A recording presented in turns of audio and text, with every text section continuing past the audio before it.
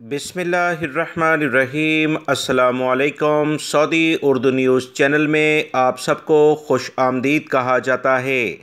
Saudi अरब या दुनिया के दीगर ममालिक में जाने वाले तमाम गैर मुल्की अफराद के लिए बहुत अहम मालूमात हैं।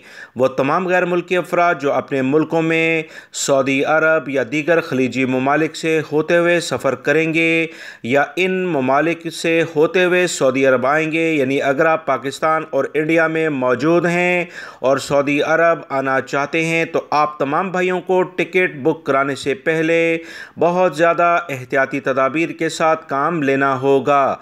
याद रखें, डायरेक्टली फ़्लाइट सऊदी अरब के लेने के लिए अगर आपके पास बजट है और आप ले सकते हैं, आपको टाइम भी मिलता है, 2 से 3 दिन ताख़ीर भी होती है, तो इससे फ़ायदा उठाएं क्योंकि सऊदी एयरलाइन ने डायरेक्टली फ़्लाइट्स लेने के लिए कहा है। इनडायरेक्टली फ़्लाइट्स दीगर मुल्कों के ज़रिए जो सऊदी अरब आएंगी उस पर पाबंदी लगाई गई है ताकि वबाई मर्ज़ कोरोना के केसेस अगर दूसरी एयरलाइन के ज़रिए सऊदी एयरलाइन में मुंतकिल हों तो इन तमाम सूरत हाल को रोका जा सके।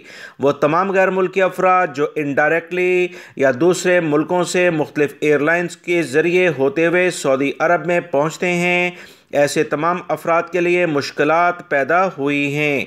लिहाजा वो तमाम गैर मुल्की अफराद जो सऊदी अरब से जा रहे हैं या सऊदी अरब आ रहे हैं, कोशिश करें कि डायरेक्टली फ़्लाइट्स लेते हुए अगर आपको 1 से 2 दिन की ताख़ीर से भी मिलती है तो वो लें, वरना सऊदी अरब के एयरपोर्ट पर आने के बाद आपके लिए मुश्किलात हो सकती हैं। हो सकता है सऊदी एयरलाइन अगर आप वाया करते हुए सऊदी अरब में आएंगे तो आपको बोर्डिंग ही इशू ना करे। तमाम गैर मुल्की और सऊदी शहरी इस बारे में एहतियात बरतें। वीडियो लाइक करके शेयर भी कीजिएगा। अस्सलाम।